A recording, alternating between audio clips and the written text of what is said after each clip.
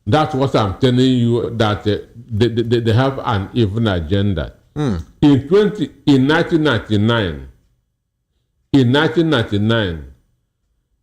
Ernest Ekwueme contested, Obasanjo contested, and Abubakar Rimi of Kano State contested for the PDP presidential ticket.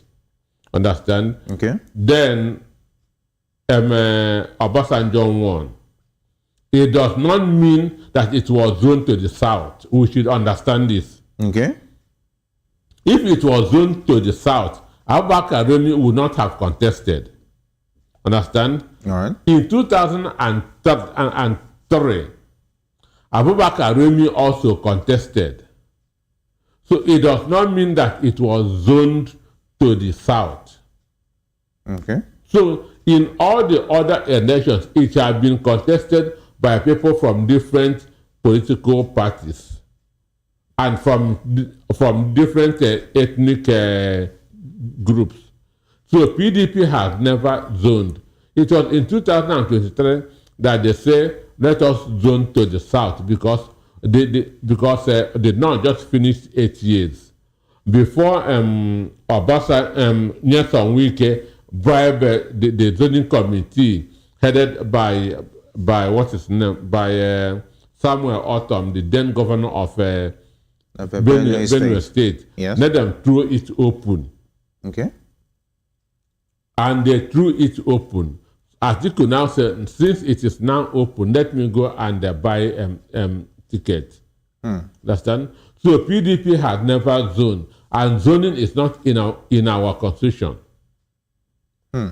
So but these people now, all of them, Nyesom Wike, Bala Mohammed, and what's his name? Sheyi Makinde are working to make sure that Tinubu wins in 2027.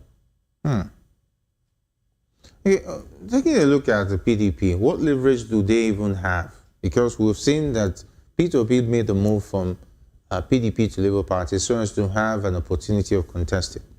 What leverage could PDP even ever have, as far as the PDP is concerned, to want to convince a P2P to come back to the party? Well, P2P is not a small boy. Understand? He is not a small boy. He knew why he left PDP. And the reason why he left PDP, that reason is still there. Nyesom Wike. So there's no way he will return to PDP with Nyesom Wike still there. Understand me? There's no way he will return to PDP with Nyesom Wike still in the party. And he knows that Nyesom Wike's single ambition is to ensure that Tinubu wins in 2027, which he has said. Okay. So why must P2B return there? Is it to begin that to warm their bench or what? So Nyesom, P2B will not return to PDP, and Jonathan will never contest a presidential election in Nigeria again. So PDP is just they just want to give impression that good people are coming, don't they come to ADC. That's the game. Okay. We are going to revive PDP. We are going to take a shot at the presidency. We are going to win. Understand? So there's no need of you the campaign to ADC. That's the game. But they are not more intelligent than anybody. So P2B would not join PDP, and good luck, Jonathan is not going to contest an election. So at the end of the day, they may decide between even Nyesom Wike can run as a presidential candidate, then Sheyi Makinde will run as a vice presidential candidate. Understand? So in 2027 January, they can step down for Bola Tinubu and adopt him as their own presidential candidate too. Okay, if that is the case, so why all the talking about the razzmatazz and the merry-go-round? Why not come straight forward and tell us these are your intentions And if you take a look at No, they think that they are intelligent, that they can deceive other people. I wonder if you have intelligence, you show it. Understand? How many of them have shown it? Who are they more qualified than? Okay. So they think that they are deceiving some people. Understand? But it's just like pointing at somebody with your finger while 4 of them is pointing back at you. That's exactly what is happening with them. All right, we understand that Emperor Jackson is now with us. Definitely, it's great to have you join us eventually. And we were just talking about the Peter Obi, Jonathan returning back to the PDP situation. It's great to have you join us on the issues. Emperor Jackson, please, can you unmute your audio so we can hear you? Yeah, thank you for having me this evening. I think it's a technical fault, not my fault. Yeah, definitely understandable. We understand. Okay. Okay. Yes. Is the okay? Okay. Go ahead. Go ahead. Go ahead. You're just going to hit the point. Okay, go ahead. Yes. Just what I met people discussing about PDP zoning their presidency to the south here and there. A lot of persons did not understand the logic. Can I boldly tell you something this evening? Go ahead. I want to tell you that majority of the people operating on the platform of PDP today, their spirit is already in ADC. So what they are doing is they are not ready to feed any candidate that is going to affect the candidacy of ADC. What they are trying to do is to make sure the candidacy of their party comes to the south. Then, in order to divide the vote, the southern vote for Tinubu, because the northern vote is already tight. As we speak now, I can be bold to tell anybody that listens to hear me that 80% of the northern votes is for ADC. So then the southern vote, they are looking for one way or the other. Some other political parties like SDP, they are still going to zone their presidency to the south. Many other Labour parties, they are still going to zone it to the south. So at the end of the day, there will be a divided southern vote against a united northern vote and northern candidate. That is it. Peter Obi has no place, just like the elder they have said. Peter Obi has no place in PDP. Goodluck Jonathan, except he wants to really belittle himself. That is the only reason why he want to contest again on the platform of PDP. So that is it. I think what they are preparing is Seyi Makinde and Bala Mohammed. Seyi Makinde will run as the president, and Bala Mohammed of Bauchi State will run as the vice president candidate. At the end of the day, it's just to weaken. The major enemy now is APC and the incumbent president. And whichever strategy that will make them dislodge this party and this their candidate, the incumbent president, they will do it. And Nigerians will support them. All right. I think Emperor Jackson is bringing a new dimension to all of this. And of course, he's just talked like a real politician. And Dr. Nosige is a philosopher who has seen it from a philosophical point of view. Oh, Dr. Nosige, looking at Emperor Jackson's point of view as a philosopher that you are, could there be also a reason why the zoning of the South of PDP might also be a calculated move to divide the Southern vote, which the president is really banking on ahead of the talking about the 2027 elections? Well, the truth is that Tinubu has become desperate because he has seen that he has lost the support of the North. Because every day the North is talking tough. Every day the North is talking tough. That's why the abracadabra that you are seeing in Osun State. Understand? People who have who couldn't register 200,000 votes in 4 years, now registering 400,000 votes in a week. Understand? They are looking at the strongholds because Osun State, they definitely know that it should be a stronghold. So they're trying to, okay, ADC and PDP are accusing them. How come? Understand me? 400,000 votes. From history of Nigeria, Osun is not a strong voting state. Population of Osun don't really count. Osun State don't really count when we talk of a strong voting centers in the country. Governorship election in Osun is 2026. So if there's anywhere that people are supposed to be registering massively, it's Anambra, because the election is November this year. So what is motivating that strong showing in Osun? That shows that it is fraud. So there's now this mentality, let us go and save our brother, let us go and save our brother. Understand me? So they know what is happening, understand me? And Makinde had a deal with Tinubu in 2023. Support me for presidency, I'll support you in governorship. And that's why the governorship candidate of APC in Oyo in 2023 was asked to calm down. Don't make much noise, you'll be compensated. Understand? He was eventually compensated.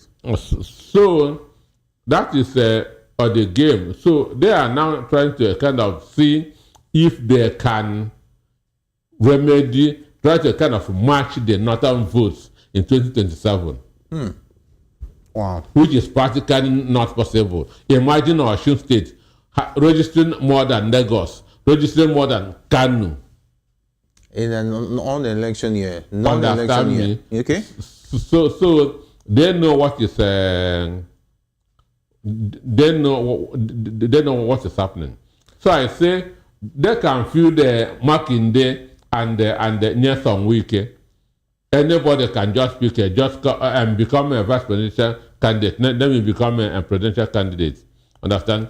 Then maybe by January 2027, they will step down and adopt Tinubu as their candidate. Emperor Jackson, your line of thought says that it's another ploy to divide the southern vote. If that's the case, what happens if Dr. Anosike's philosophical angle of looking at it is the real calculation of saying that, okay, when January comes, PDP will hands up and say they adopt President Tinubu as their presidential candidate. How would that make Nigerians feel about PDP? Would that really put the nail on the coffin of PDP ever resurrecting again?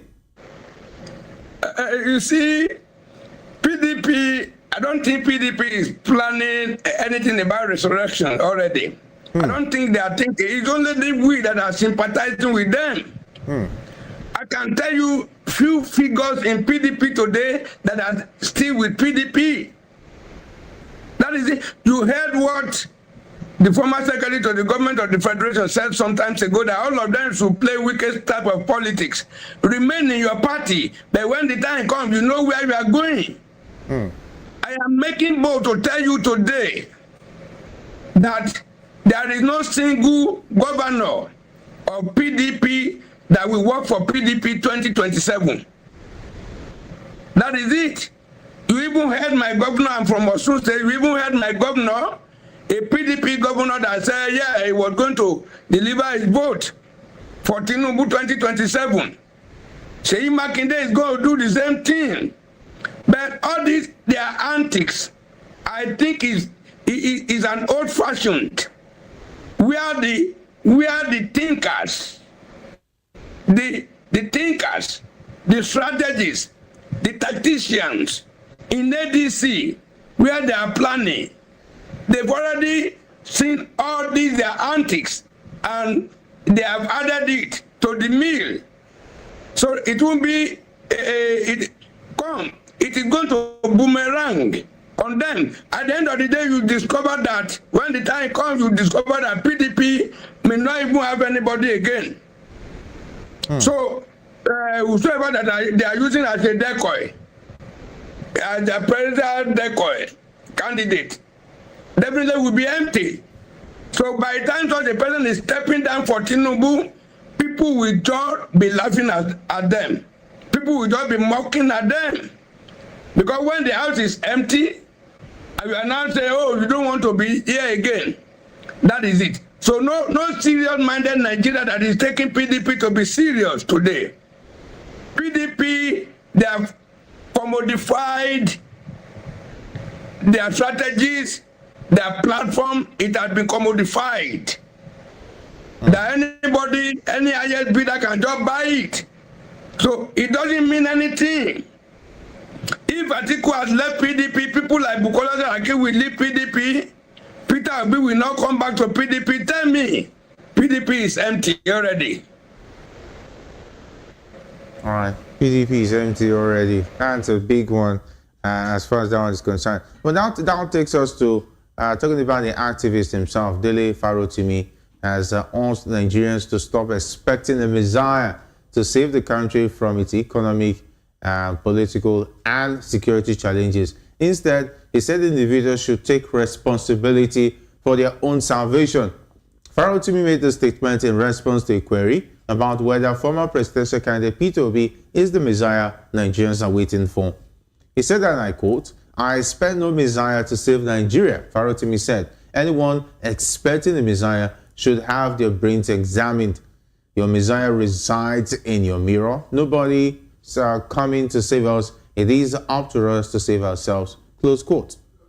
Farotimi also emphasized the need for electoral reforms ahead of the 2027 elections, stating that any coalition without such reforms would be labor in vain.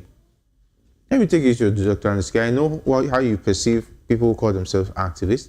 Dele Farotimi has been on the forefront, but making a lot of strong statements. But now he's saying that there's no messiah that is coming.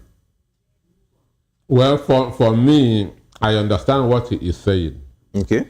Change can only come when people are ready for change. Change can only come when Nigerian people are ready for a change. Understand? Okay. No matter what people do, no matter what people say, if Nigerians are not ready for change, change will not come. So that's why I keep on talking of democratic rebellion of the people. We have to take our destiny in our own hands. Understand? Okay. Then when the leaders see yes, that the people are ready for the change, that's when that change will come. So you cannot just stay in your house, remain passive. What will Peter Obi do? Understand? What will Peter Obi do? It is the cry of the masses. We need a change that will energize whoever will be the face. Understand me? Peter Obi, Atiku Abubakar, what they are going to do is they are going to be the face, a representative of the people. Okay. But that people must show willingness that we are ready for this change. Anywhere that change has come, it doesn't come from the top, it comes from the bottom, which is the people. So that is what Dele Farotimi is saying. The people must show that willingness that we want this change. A people united can never be defeated, but the people must unite first. And the hunger has done the unification. Hunger has done the unification. What is needed is for somebody who is trusted to lead that change. So I understand perfectly well what Dele Farotimi is saying. Okay. So somebody has to be the face of that change, but the people must be ready for that change. The people must be ready for that change. Understand me? All right, let me go to Emperor Jackson. What do you make of Farotimi's statement that no messiah is coming? Nigerians should look at the mirror and to save themselves. Dele Farotimi has spoken well. and is somebody I respect a lot. I respect his views and his opinion, and he has spoken well. If I can ask, in this country today, who is that Messiah? If Bill Clinton come to this country today to preside over this country, he will fail. If Obama come to preside over this country today, he will fail. There is no body that will come to preside over Nigeria today that will not fail. Because definitely, the people in government, when you even talk of civil servants, they are so corrupt, satanically corrupt. And when anybody is coming into office, those are going to be the pilot to show him the way to make his money. They will be the one to lead the corruption crusade, that pro-corruption crusade. So I don't know. I will whosoever the National Assembly, they are so corrupt. They know what they are getting by budget padding or whatever. So if there's any president that will come now, and that same president will not have power, oversight over them, they will have oversight function over him because of the principle of check and balances. The National Assembly are going to frustrate us, the president. Messiah can just come when Nigerians are ready for a Messiah. When we are determined that a Messiah must stay, then we walk towards serious unity, a united force to chase away these kleptocratic elements. We chase them away first, and we stand by whosoever that is coming.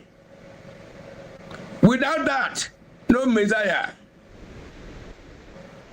Without that, no Messiah. No Messiah. Okay, Emperor Johnson, before we go over to Dr. Anaske, can Nigeria realistically achieve grassroots-driven change without a strong, charismatic figure leading the charge? There's no way. These people have weaponized poverty. They have weaponized poverty out to the extent that 2,000 naira now can make some people leave Ikeja and trek to Victoria Island to go and do one evil thing or the other. A man that have 4 children, the all 4 children are graduates, they've not secured any work, he cannot establish for them. You now call the children, you give them 10,000 naira, 40,000 for of them, you say they should give 10,000 to their father. And for the past 10 years, these people do not have 1,000 naira in their savings account. What do you think will happen? They will jump at it. That is it. A lot of people do not have principle again. A lot of people do not have policy that guide their lives again. A lot of people have lost their conscience. Just for them, what we are doing now in Nigeria is just a survival rate. A survival race. Just the way I will wake up tomorrow morning, I will be able to feed myself and feed my family. Wherever that money will come from, it's from my business. However I will get it is not my business. That is what is happening today in this country. These people have stolen enough money that they are ready to line up the 230 million Nigerians and pay them 10,000 naira in order to get their votes. That is it. All right, let me go to Dr. Anaske. Farotimi calls for urgent electoral reforms before 2027. What specific reforms are most critical, and how likely are they to happen? One, in every election in the world, Form EC8 is the most important. Form EC8 is the most important, and that's where the results of the elections are written. Because election is about results. Understand? So, if the form EC8 is written, which means and the party agents sign to it and are given their copies, understand? Then the result will now be posted to the IRF, understand? Then the IRF portal should be signed into law as authentic, as very, very authentic, that can be tendered and accepted as exhibit in court. Understand me? Okay. If that is signed into law, they will tell you that Nigeria Constitution does not recognize biometrics. But this is an evolving society, because when that constitution was being written, we don't have such things there. Okay. So this is the fraud that Yakubu Mohammed and his travelers are using in court against the masses. That it is not in the constitution, that it is optional. So those things should be made mandatory. That thing should be made mandatory. But I know that this evil National Assembly will not do anything that would affect them, because their own elections are not free and fair. That's why I am calling on Nigerian masses. You cannot reach 5 million votes. You cannot reach 5 million votes. Whether there's a reform or not, you cannot reach 5 million votes. Nigeria will burn. So for me, knowing the kind of compromise, complicit National Assembly that we have, I'm calling on all Nigerians. Let us come out and vote. Apart from if the Republican and if the Kamala Harris and Donald Trump election in 2024 was narrow margin, the Republicans will have rigged it. But the result was too big to rig. This is what I expect in 2027. Let everybody come out and vote. When it becomes 5 million versus that's a difference, nothing will happen to it. Okay. But when it becomes 7 million, 7.5 million, it is very easy to rig. So my appeal: let Nigerians come out and make the election to be too big to rig. If you are depending on National Assembly, you are wasting time. All right, let me go to Emperor Jackson. Normally, in a sane society, if electoral reforms is supposed to be into effect, the National Assembly should bear the brunt of the responsibility. Farotimi is now calling for urgent electoral reforms before 2027. Where are we going to look for those reforms? Where are they going to come? Are they likely to ever happen before 2027? With this National Assembly. With this National Assembly? Can I tell you something? Okay. There is already a natural reform. There's already a natural electoral reform on ground.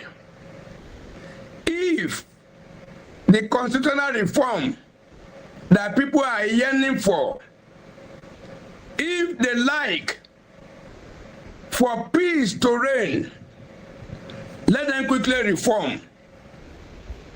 But Nigerians are wiser. Come, it is even very detrimental now for APC, because the APC knows something. 2023 presidential election, the incumbent president of Nigeria today won with how many? just 8 million votes. Out of these 8 million votes, check very well. How many of these that come from the northern Nigeria? How many of these that come from the southern Nigeria? It's just for Nigeria to get serious awareness. By the time Nigeria gets serious awareness, there is nobody that will be able to rig any election, reform or no reform. The 10th National Assembly is only when I want to praise them that I will call them rubber stamp. They are lesser than paper stamp. So there is no hope in them. They are not reliable. They are not the kind of National Assembly Nigerians will be proud to have. These 10 National Assembly they are not the kind of National Assembly that will enact a law for us in this country. We should not be expecting any reform from them. But like I have said, there is already natural reform. Because there is serious voters awareness, electoral awareness in the northern Nigeria. Now, mark my word, and you can go back to history. Election can only be rigged in the northern Nigeria in favor of somebody they are supporting. If the northern Nigeria is against a candidate, nobody can rig in favor of that candidate. And you'll be hearing what they are saying. They said it sometimes ago, that if a particular parent did not win, what will happen? It happened. And that time, they were not feeling as bad as this. Now they are feeling the worst. The heat is on them. They are frustrated. The level of poverty is on the high side. And they are waiting for 2027 election to resist it. Let me see the way an APC person will go and rig election in the northern Nigeria. It's impossible. So they do reform or no reform.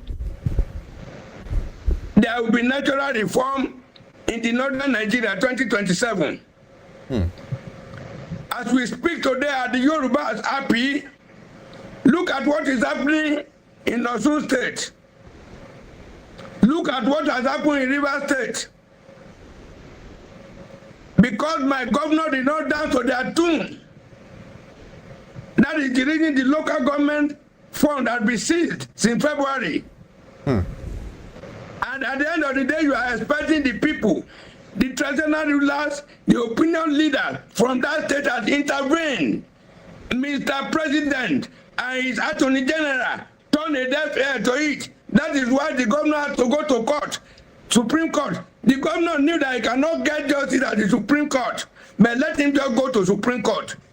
We are waiting for them. Let us see the way they are coming to rig election in their favor 2027 in Osun State. In the southwest, Osun State is -1. Lagos State is another -1. Can do that state to join 19 states in the northern Nigeria, including Abuja. That is my analysis, and I stand by it. All right, thank you very much. So if they do reform, it's better for them. If there is no reform, there will be natural reform. Natural reform, that's the word. Yeah, people will save themselves. They will not go into violence, but they will stand with their vote. That is it. All right, let's talk about the situation in Osun State before we wrap it up. The African Democratic Congress, ADC, and People's Democratic Party, PDP, have called for an investigation into INEC's voter registration data, citing concerns over suspicious figures from Osun State. According to INEC's data, Osun State recorded 393,823 pre-registrations in 1 week. sparking concerns over data integrity. The ADC described the figures as statistically implausible and called for a forensic audit. INEC has pushed back, citing historical trends. The controversy raises concerns about the credibility of the electoral process and the need for reforms to ensure transparency. You even hammered on it when you're doing your conversation. It is statistically plausible for Osun State to register nearly 400,000 voters. Is it possible? 400,000 votes in 1 week? Both culturally, historically, statistically, it is wrong. Historically, culturally, understand me, something is wrong in Osun State. That is unprecedented. That's unprecedented even in Kano. Even if it's in Kano that this thing is happening, that people are registered 400,000 in 1 week. In 1 week, I would not believe it. That alone Osun State. Ask yourself, what is motivating them in Osun? What is motivating them? What is behind what are they really enjoying? Okay, what is the motivation? Understand? So for me, something is not adding up in Osun State. I'll stop at that. All right, something is not adding up. Let's go to Bro Jackson, who is an interested electorate in Osun State. How much damage does this controversy do to INEC's credibility ahead of 2027 elections? And how plausible is it that 400,000 voters, pre-registered voters, we have recorded in Osun State? You see, when I read about it, I laugh, because I'm always in touch with my people at home on a daily basis. I speak with at least 1 or 2 persons in the 30 local government within a week. I'm always, every 2 weeks, Osun Broadcasting Corporation put me online that I speak. I discuss politics with them at home. You see, even when Aregbesola was the governor, during voter registration, what do they call it? There will be public holiday declared for 2 or 3 days in a week, in order for everybody, students, workers, to go out and register. They never recorded 100,000 naira, 100,000 within a week. Now, nothing of such. Just because they want to win at all cost, they now kind of spiritually getting the number, and they believe that. Let me tell you one thing, write it down. That figure they have gotten, it will be useless 2026. That figure will be useless, because Osun State is not where you go.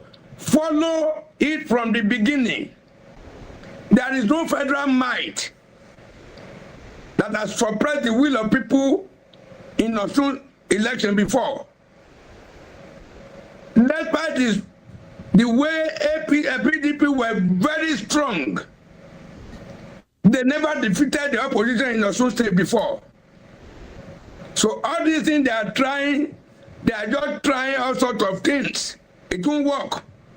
The 400,000 they have got in this 1 week, this spiritual 400,000 registered voters they have gotten within 1 week, it won't reflect in the election 2026 and 2027.